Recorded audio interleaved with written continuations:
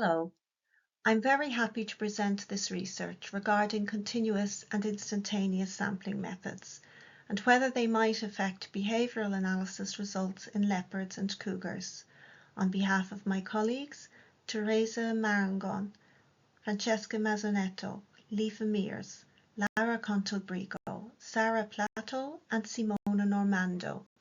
I am Elizabeth Walsh.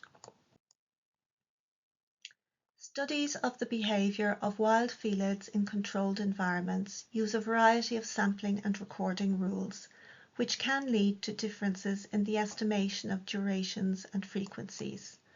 Despite the recent increase in scientific interest in such methodological issues, information on how different rules affect behavioural data gathering in wild felids other than the cheetah is scarce.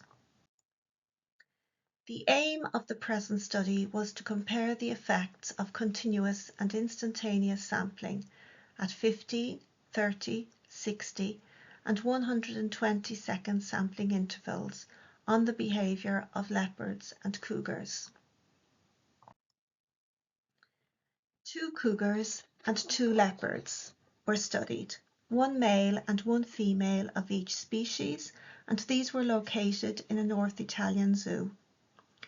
These were observed for 25 6-minute direct and video recorded observations, each of which used a continuous focal animal rule and a dedicated working ethogram. Data pertaining to instantaneous sampling were extracted from the continuous recording. The ethogram included the animals observing without moving, locomotion, pacing which was defined as walking the same route a minimum of 3 times, other abnormal behaviours, lying with eyes closed, self-grooming, allo-grooming, other affiliative interactions, elimination, vocalizations, threats without contact, other agonistic interactions, chewing inanimate items, sniffing inanimate items, other interactions with the environment, and being out of sight. And now we come to the results.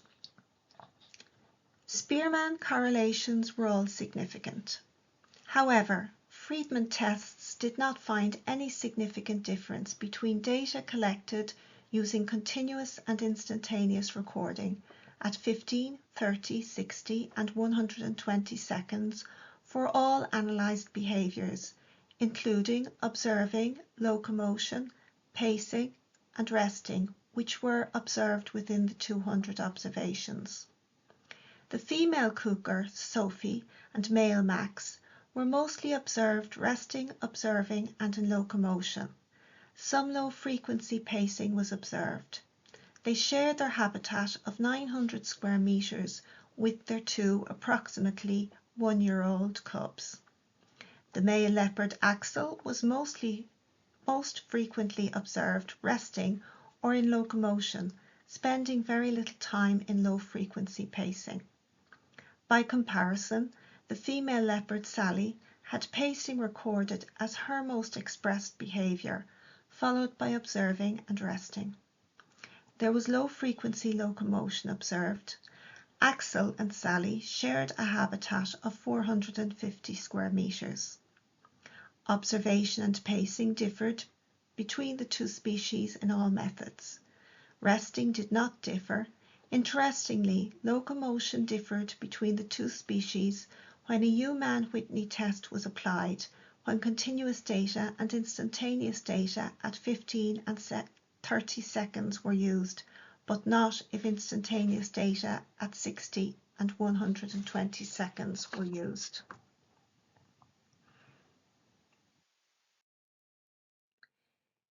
It is concluded that more studies are needed on the effects of methodology on behavioural data gathering to better understand the effect which different sampling and recording rules can exert on behavioural observational studies.